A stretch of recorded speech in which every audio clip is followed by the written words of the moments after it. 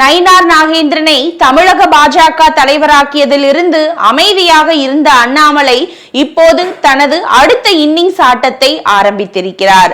நயினாரை overtake செய்ய sketch போடுகிறாரா Annamalai?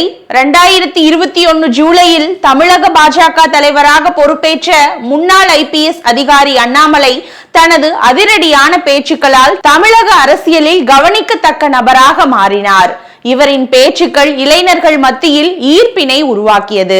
எனவே அண்ணாமலை தலைவராக இருந்த காலத்தில் தமிழகத்தில் பாஜக வளர்ந்தது என்று அக்கட்சியின் நிர்வாகிகள் பலருமே சொல்லி கேட்டிருப்போம்.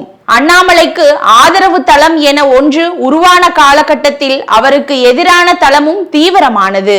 எல்லாரையும் தடாலடியாக விமர்சிப்பது, குறிப்பாக கூட்டணி கட்சியான அதிமுகவையும் கூட டார்கெட் செய்து தாக்குவது போன்ற நடவடிக்கையால் அண்ணாமலை மீது எடப்பாடி பழனிசாமி கோபமடைந்தார். இந்த மோதல் நாளுக்கு நாள் தீவிரமடைந்து மக்களவை தேர்தலுக்கு முன்பு தேசிய ஜனநாயக கூட்டணியில் இருந்து வெளியேறியது அதிமுக. 2024 மக்களவை தேர்தலை அண்ணாமலை தலைமையில் எதிர்கொண்ட பாஜக கூட்டணி தமிழகத்தில் ஓரிடத்திலும் வெற்றி பெறவில்லை என்றாலும் 18% வாக்குகளை பெற்று தனது பலத்தை நிரூபித்தது. இருப்பினும் 2026 தேர்தலில் வெற்றி பெற வேண்டுமானால் நிச்சயம் அதிமுகவோடு கூட்டணி சேர வேண்டும் என முடிவு செய்தார் அமித்ஷா. இதனால்தான் EPS-இன் கோரிக்கையை ஏற்று அண்ணாமலையை பதவியிலிருந்து தூக்கிவிட்டு நயினார் நாகேந்திரன் தலைவராக்கப்பட்டார் என்ற பேச்சும் எழுந்தது.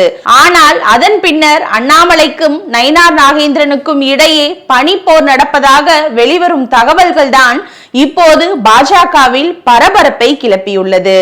அடுத்த முதல்வர் அண்ணாமலை திமுக அதிமுகவுக்கு மாற்று பாஜக தான் என்று தனது ஆதரவாளர்களை ஆழமாக நம்ப வைத்திருக்கிறார் அண்ணாமலை. ஆனால் திடீரென அண்ணாமலையே தலைவர் பதவியில் இருந்து தூக்கியதை அவரின் ஆதரவாளர்கள் ஏற்றுக்கொள்ளவே இல்லை. அண்ணாமலை பதவியிலிருந்து சென்ற பிறகு அவரின் புகழ் பாடிய பல சமூக வலைதள கணக்குகளும் முடங்கி போயின. கட்சியின் தொண்டர்கள் மத்தியில் அண்ணாமலைக்கு செல்வாக்கு இருந்தாலும் ஒன் மேன் ஷோவாக செயல்படுகிறார் என பாஜக நிர்வாகிகள் பலரும் புகைந்து கொண்டே இருந்தன. எனவே பதவியிலிருந்து நீக்கிய பின்னர் தேசிய தலைமைக்கு அண்ணாமலை குறித்து புகார் பட்டியலை தொடர்ந்து அனுப்பி கொண்டே இருந்தனர். இதனால் பெரும்பாலான பாஜக நிகழ்ச்சிகளை தவிர்த்து வந்த அண்ணாமலை இப்போது மீண்டும் ஆட்டத்துக்குள் வந்திருக்கிறார்.